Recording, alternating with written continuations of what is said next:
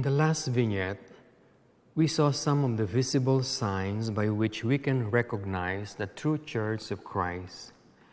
And the last one that we tackled was the statement, many are called, but few are chosen. Many are the cockles, and few are the wheat. Now these many, we have referred to them as ecclesia, or the church, and the few, we refer to them as the elect. Now, St. Paul was very clear in his letters that when he underwent all his problems, like his pains, his sorrows, loneliness, tears, pangs, fears, disappointment, heartaches, many a wound, 5 times scourged, 3 times beaten, 3 times shipwrecked, attacked by robbers, by his own countrymen, by heathen.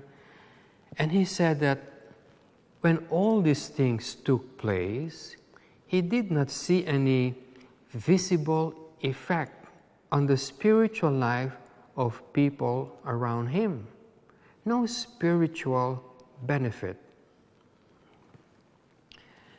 Except in one occasion, when he was being scourged by a jailer, the jailer was converted. But all the rest of his suffering did not have any spiritual benefit for those around him. And he was not surprised because he knew very well that he was undergoing all of this for a few, for the elect, not for many, but for a few chosen. On Pentecost Day, when St. Peter spoke, it is said that he spoke only to those who gladly received the message. Not to everybody, but to those only who gladly received the message. Paul and Barnabas, when they were preaching, it says that as many as those who were ordained towards eternal life believe. And so the only ones who believe in them are those destined towards eternal life. And speaking in Rome, Paul says, some, not all, believe. But the problem we have is we do not know who are the elect among the many. Since we cannot know and we have no way of finding out who is the elect among the many, so Christ, like St. Paul, and like the Catholic Church, has to preach to everyone. But when we preach behind our minds, we know that the people who listen to our preaching hardly will believe in us. Most of them will reject us. But we were not sent for them. We were sent for those who are elect, just chosen few who will eventually believe. Now the problem, of course, is these elect, these chosen few, they do not know how to go to God. They do not know the commands of Christ. They do not know how to obey the commands of Christ. And this is the reason why Christ, St. Paul, and the Catholic Church has to preach to all nations all the commands of Christ and how to obey them, with the hope that we reach the elect. When St. Paul was preaching, God was very satisfied with him. Not because he converted half of the world, no, but because he reached all the elect who were present, who were alive during his time. And that is also the goal of the church today, to reach the elect who are alive today. Let's leave the elect who will be born yet for the next generation or the next great members of the church, next great apostles, but that is the role of the church this day. Now this is a great scriptural truth that we must insist, that in every age there are souls known only to God and unknown to man. Now, this is the description of the elect, of the few who were chosen among the many. They are known alone to God. The text that Christ gave is, I know my sheep and they know my voice. These are the people when they die, Christ would say, I know you, and Christ knows them by name. While the others will be hearing the words of Christ, I do not know you, away from me. So these souls of the elect are unknown to man. And the reason they are unknown is because they obey the commands of Christ in secret.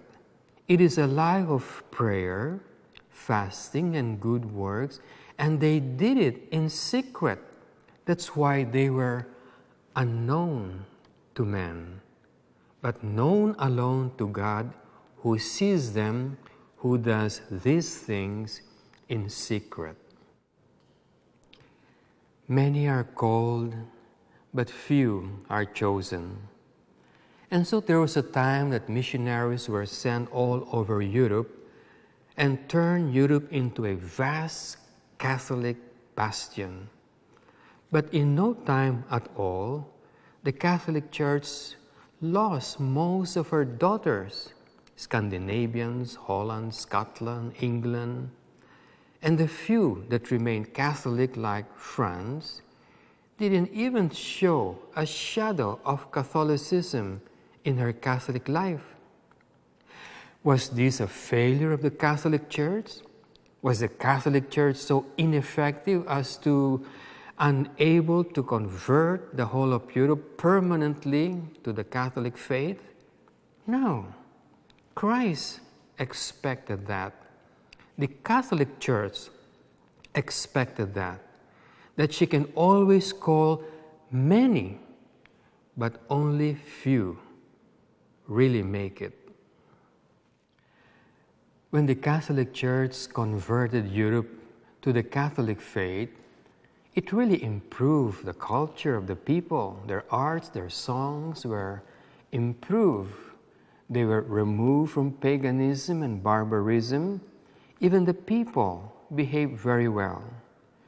It helped restrain their passions in form, external decency, and good conduct was observed everywhere. But the conversion of Europe was very shallow. It was external only. Essentially, human nature remained the same. There was no change at all. There is no spiritual improvement. And therefore, most of them remain among the many and never graduated into the few. Well, Europe couldn't remain Catholic really, because they represented more the many rather than the few. They were only Catholics externally, but not internally. And this is what is happening to all Catholic nations, that most of them, the many, are just Catholics externally, but not internally. Look at our Catholic nation. Up to now, our economy is founded on avarice. Our educational system is more pagan, with a little sprinkling of religion. And not only that, it is still a fact that lawyers, soldiers, politicians, and sadly priests, up to now, are behaving like Adam and Eve. It seems really that very few had imbibed what you call the Catholic point of view, which consists in this, that all of us are bound by the commands of Christ, that the will of God should be the object of our study, our love, our obedience. Now this is the Catholic mentality. For most Catholics, the gospel have cleaned the outside of the cup, but not the inside. It has cleansed the outside of man, but not the heart, from which proceed all evil things that defiles man. So you see, our external is the external of a wonderful Catholic, but the heart has not been purified. And so through these vestments of Catholicism comes out all the things that defile man. But with all these problems, the Church is not discouraged because Christ expected things to be like this, and the Catholic Church expects all things to be like this, that outwardly the Catholic Church should look like a failure. Now notice the prayer of Christ. He says, I pray not for the world. You see, Christ never prayed for the whole world, but only for them which thou, my Father, hast given to me. Then St. Paul also did not expect great converts in the world. He said, I came not to sanctify this evil world, which is also the message of Christ. I did not come to sanctify this evil world, but to get my church out of this evil world. This is how one becomes a chosen or an elect. Divine revelation visits them, and they suddenly cooperate with divine revelation. Then they develop a fear of God, and they begin to obey God's commandments until they have obeyed all of them and they become saints. The Church always works for the elect and had always been successful. But keep in mind, though the world can make good men, only the Catholic Church can make one an elect. God bless you.